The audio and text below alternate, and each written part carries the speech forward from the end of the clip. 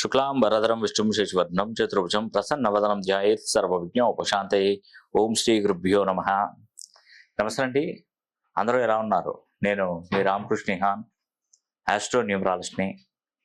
మరి ప్రపంచంలో ఉన్నటువంటి టాప్ నంబర్ 1 నక్షత్రం, మరి నాకు కొన్ని నక్షత్రాలు 27 నక్షత్రాలు ఉన్నాయి.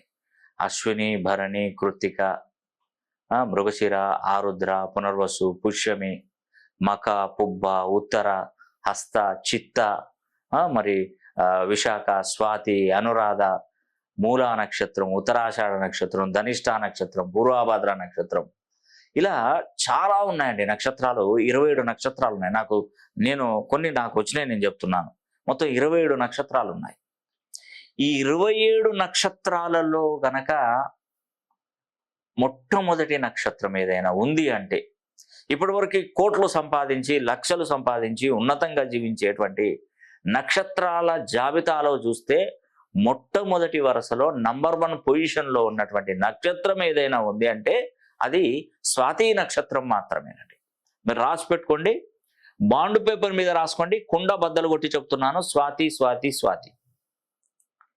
ఈ స్వాతి నక్షత్రంలో జన్మించిన వారు ఎవరైనా ఉన్నారా? మీ కుటుంబ సభ్యులలో, మీ ఫ్రెండ్స్లో, మీ బంధువులలో ఎవరైనా స్వాతి నక్షత్రం వాళ్ళు ఉన్నారా? ఉంటే ఒక్కసారి మీరు వేరే దేశంలో ఉన్నా కూడా ఫ్లైట్ వేసుకొని రండి నా దగ్గరికి. అవునండి, సప్త సముద్రాల అవతల ఉన్నా కూడా ఆ సప్త సముద్రాలు దాటుకొని రండి నా దగ్గరికి. ఎస్, నేను చెప్పేది అక్షరాల నిజం. స్వాతి నక్షత్రంలో పుట్టారంటే సాక్షాత్తు ఆ పరమశివుని దూతలే అనుకోవాల్సింది, ఒక విధంగా చెప్పాలంటే. ముల్లోకాలను పాలించేటువంటి వాడు పరమశివుడు. ఆ పరమశివుడి దూతలుగానే జన్మిస్తారు స్వాతి నక్షత్రంలో. అంత అదృష్టం అండి. లక్ష్మీదేవి అనుగ్రహం పుష్కలంగా ఉండేటువంటి నక్షత్రం ఏదైనా ఉంది అంటే అది స్వాతి నక్షత్రం. గొప్ప గొప్ప కుటుంబాలలో, వేల కోట్లు, లక్షల కోట్ల రూపాయలు సంపాదించిన కుటుంబాలలో వారి యొక్క పిల్లలు స్వాతి నక్షత్రాలలో పుడతారు. ఖచ్చితంగా నిజమండి. ఇది ఏదో ఆషామాషిగా చెప్పింది కాదు, నిజం. ఇది అక్షరాల నిజం. నేను చూసినటువంటి తాళపత్ర గ్రంథాలలో కూడా 27 నక్షత్రాలలో గనక చూస్తే స్వాతి నక్షత్రం ఉన్నది కూడా పరమ పవిత్రమైనటువంటి నక్షత్రం, అద్భుతమైనటువంటి నక్షత్రం, శక్తియుక్తులు గల నక్షత్రం స్వాతి నక్షత్రం. అలాంటి నక్షత్రంలో పుట్టినటువంటి వారు ఫస్ట్ చక్కగా వారి పేరును మంచి సంఖ్యాబలంలోకి మార్చుకోవాలి. పిల్లలకి పేర్లు పెట్టే ముందు కూడా వాళ్ళు ఆరనే అక్షరంతోనే వస్తుంది కావచ్చు. స్వాతి నక్షత్రం రూ, రే, రో, త అనే అక్షరాలతోనే రావచ్చునేమో. కానీ పేరులో ఉన్నటువంటి సంఖ్యాబలం 270 డిగ్రీస్, మినిమం 270 డిగ్రీస్ నుండి 360 డిగ్రీ కోణంలో కనుక ఆ పేరు బలాన్ని పెంచుకోగలిగితే, ఆ పేరులో ఉన్నటువంటి సంఖ్యలను పెంచుకోగలిగితే మంచి వైబ్రేషన్ ఉంటుందండి. ఇలాంటి పిల్లలు విదేశాలలో పుట్టినా, మన భారతదేశంలో పుట్టినా, వేరే వేరే కంట్రీస్లలో జన్మించిన చాలామంది, కొంతమంది నమ్మకం అపనమ్మకం అనేది ఉంటుందండి చాలామందికి. ఉదాహరణకి ముస్లిమ్స్లో పుట్టారు, ముస్లిం కుటుంబంలో పుట్టారు, స్వాతి నక్షత్రం. వాళ్ళు ఆ జాతకాన్ని చూపించకుండా పిల్లవాడి స్వాతి నక్షత్రమే. పేరు మరి స్వాతి నక్షత్రం ప్రకారం పెట్టుకోరు, ఏదో ఒక పేరు పెట్టుకుంటారు. ఆ పేరు 270 డిగ్రీస్ నుండి 360 డిగ్రీ కోణంలో వాళ్ళు పెట్టినటువంటి పేరు తెలుసో తెలియకో పెట్టారనుకోండి, ఆ పేరులో పెట్టగానే పిల్లోడు చదువులో టాప్ రేంజ్లోకి ఎదిగిపోతుంటాడు. చదువులో ఉన్నతంగా మంచి ఉద్యోగం, మంచి వివాహం, మంచి ఆరోగ్యం, లైఫ్ అంతా కూడా చక్కబడుతుందండి ఖచ్చితంగా. అంటే మరి అతను శాస్త్రాన్ని నమ్మాడా నమ్మలేదా? నమ్మలేదు. కానీ ఎందుకు అతను పైకి వచ్చాడు? అతను స్వాతి నక్షత్రం కాబట్టి వచ్చాడు. వాళ్ళకి తెలియకుండానే ఇవన్నీ జరుగుతాయి. ఇప్పుడు నాకు గ్రహస్థితిని నేను చూడను, నాకు అవసరం లేదు, నువ్వు అలాగే ఉండు, నువ్వు తిరగకు, గ్రహస్థితి, నువ్వు గ్రహాలు చేంజ్ కాక అని చెప్తే ఇంటదా గ్రహం? నువ్వు దాన్ని పట్టించినా పట్టించుకోకుండా నీ చుట్టూ తిరిగేటువంటి గ్రహాలు, నీ కుండలిలో ఉన్నటువంటి గ్రహాలు తిరుగుతూనే ఉంటాయి. నువ్వు వద్దు బాబోయ్ మొర్రు నా మీదికి రాకున్నా కూడా, నువ్వు తప్పించుకొని తిరిగినా, నువ్వు ఎక్కడున్నా, నువ్వు ఎన్ని ముల్లోకాలలో దాచుకున్నా కూడా నీకు గ్రహస్థితి తిరుగుతూనే ఉంటుంది. అవునండి, గ్రహస్థితి జరుగుతూనే ఉంటుంది కంపల్సరీ. కర్మానుసారాన్ని ఎవరు తప్పించలేరండి, తప్పకుండా ఉంటుంది. ఒకరోజు ఒక రామచిలుక వస్తుంది. రామచిలుక వస్తే 3 కోట్ల మంది దేవతలు ఒక మీటింగ్కి వెళ్తున్నారు. పరమశివుడు పిలిపించుకుంటాడు అందరినీ, అందరు రావాలి నా దగ్గర రావాలని.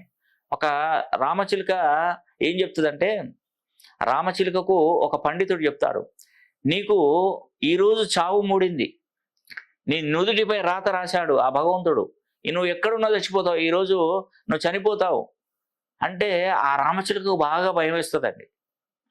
ఇదేంటి నేను చనిపోతాను అంటున్నాడు అని చెప్పేసి, ఇలా అయితే కుదరదు అని చెప్పేసి అది వేగంగా పరుగులు పెట్టి ఎక్కడైతే దేవతలందరూ ఎక్కడ ఉంటారో అక్కడికి వెళ్తే కానీ నేను బ్రతుకుతాను, నేను మొరబెట్టుకుంటాను, స్వామివారితో మొరబెట్టుకుంటానని చెప్పేసి ఆ గేట్ దగ్గర కూర్చొని చూస్తూ ఉంటుంది చిలక. అందరిని వచ్చి నా ప్రాణాలని కాపాడండి అని చిలక మొత్తుకుంటూ ఉంటుంది. అయితే దానిలో మనకు యముడు నవ్వుకుంటూ పోతాడు ఆ చిలుకను చూసి. ఆ యముడికి ఒక ఆలోచన వస్తుంది, అసలు మన ఈ గంధర్వ లోకంలో రామచిలుకలు అసలు ఉండవు, ఈ రామచిలుక ఏంది మన దగ్గరికి వచ్చింది ఏంది అని నవ్వుకుంటూ పోతాడు. అప్పుడు ఆయన గ్రంథంలో చూస్తే ఈ చిలుకకు ఎక్కడో ఉన్నటువంటి చిలుక ఇక్కడికి వచ్చి చచ్చిపోవడం ఏందని, ఇక్కడ ఎందుకు చనిపోతుందని పరేషాన్ అయిపోతుంది. కానీ ఆ చిలుక వచ్చి ఇక్కడికి వచ్చి వాలిపోతుందండి. కర్మ ఫలితం అండి. అది అక్కడ ఉండే బ్రతికేది కావచ్చు, తనకి ఒకరు చెప్పడం, అది రావడం, అతని ఆ గేట్ కాడ ఉండడం, ఆ గేట్ కాడ ఆ లాస్ట్కు అది అయిపోయిన తర్వాత అందరూ బయటకు వస్తుంటే ఆ డోర్ని ఇట్లా నెట్టే వరకు దాని దానిలో పడి ఆ రామచిలుక చనిపోతుందండి. అక్కడున్న రామచిలుక ఇక్కడ చనిపోతుంది. నేను ఎలా నమ్మాలనే మనకు యముడు అనుకుంటాడు. అదే సృష్టి కర్మ ఫలితం అంటారు దాన్ని. మనం అనుకుంటాము ఇంట్లో నుంచి అబ్బా ఇంకొక 5 నిమిషాలు ఆగి వెళ్తే బాగుండు, ప్రాణం దక్కేది, ఆ లారీ వెళ్ళిపోయేది అంటారు. అది అలా ఉంటుందా? 5 నిమిషాలు ఆగితే లారీ వెళ్ళిపోయింది అంటారు. కానీ కర్మ ఫలితాన్ని ఎవరు ఆపలేరండి. మనం ఇంట్లో ఉన్నా కూడా ఏదన్నా ఒకటి మీదకి వచ్చి పడి చనిపోవచ్చు. ఆ లారీతోనే మనకు గండం రాసి పెట్టుందా? అవునండి. ఇప్పుడు కొంతమంది మనం బయటికి వెళ్తుంటే తుమ్మితే కొద్దిసేపు కూర్చొని నీళ్ళు తాగి వెళ్ళిపో అంటారు. నువ్వు నీళ్ళు తాగి వెళ్ళిపోయినా కూర్చొని వెళ్ళిపోయినా అక్కడ జరుగుతుంది కంపల్సరీ. అవునండి, కంపల్సరీ జరుగుతుంది. అంటే ఇక్కడ ఏంటంటే మనకు దీన్ని యూటిలైజ్ చేసుకుంటూ దీన్ని ఒకసారి ఏం చేయాలంటే దాన్ని ఇన్బ్యాలెన్స్ అవుతుంటే బ్యాలెన్స్ చేయాలి. మనం ఒక త్రాసు తీసుకోండి, 1 కేజీ బాటి ఇటు వేయండి, ఇంకో కేజీ రాయి ఇటు, 1/2 కేజీ రాయి ఇటు వేయండి, ఏది పైకి లేస్తుంది? కేజీ అనేది కిందికి వస్తుంది, 1/2 కేజీ అనేది పైకి వెళ్ళిపోతుంది. దీన్ని బ్యాలెన్స్ చేయాలంటే మళ్ళీ దీంట్లో ఉన్నటువంటి ఇంకొక 1/2 కేజీ బాటు మళ్ళీ ఆ తరాజులో వేసినట్టయితే అప్పుడు 2 కేజీలు బ్యాలెన్స్ అవుతాయి. ఇది చేసేది ఎవరు చేస్తారు? ఈ బ్యాలెన్స్ చేసేది మనమే చేసుకోవాలి. అంటే మనం ఎప్పుడు గాడి తప్పిపోతున్నాం, మనకి ఎప్పుడు సమస్యలు వస్తున్నాయి, ఎప్పుడు మన జీవన విధానంలో నష్టాలు జరుగుతున్నాయి అని మనమే తెలుసుకోవాలి. ఎవరో వచ్చి చెప్పేది కాదు ఇది. నీ లోపల నువ్వే పెట్టుకుంటే బయట వాళ్ళకి ఎట్లా తెలుస్తుంది? అక్కడికి వెళ్తే ఒక పండితుడు ఏం చేశాడంటే, దేవుడు కళలోకి వచ్చి ఏం చెప్పాడంటే, ఈరోజు నైటు ఈ ఊరు మొత్తం మునిగిపోతుందని చెప్పాడు. ఆ పండితుడు ఏం చేశాడంటే అతనిలో పెట్టుకొని ఏం చేశాడంటే ఎవరికి చెప్పకుండా ఊరు దాటిపోయాడు.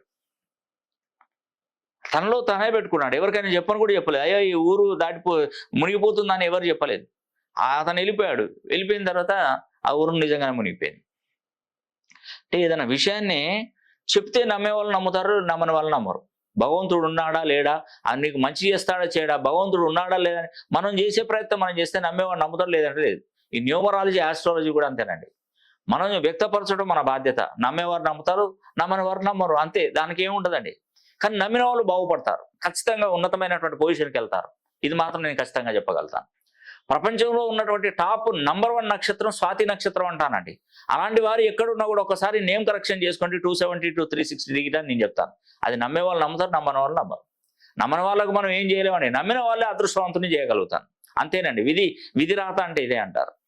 నేను చెప్పేది నిజమని నమ్మిన వాళ్ళు బాగుపడతారు, నమ్మని వాళ్ళు అలాగే ఉంటారు. ఈ కర్మ ఫలితాన్ని ఎవరు తప్పిస్తారండి? నేను ఒకటే అనుకుంటాను, ఎవరికైతే మంచి రోజులు వస్తాయో వారు తప్పకుండా నా దగ్గరకు వస్తారని నేను అనుకుంటాను. అదేనండి కర్మ ఫలితం అంటే ఇదే. కాబట్టి మీ గురించి, మీ పిల్లల గురించి, మీ ఫ్యామిలీ గురించి మీరు పూర్తి వివరంగా మీరు తెలుసుకోవాలనుకుంటే కింద స్క్రోల్ అవుతున్న నంబర్ కాల్ చేసి పర్సనల్గా ఫోన్ లైన్లో కలిసే ప్రయత్నం చేయండి.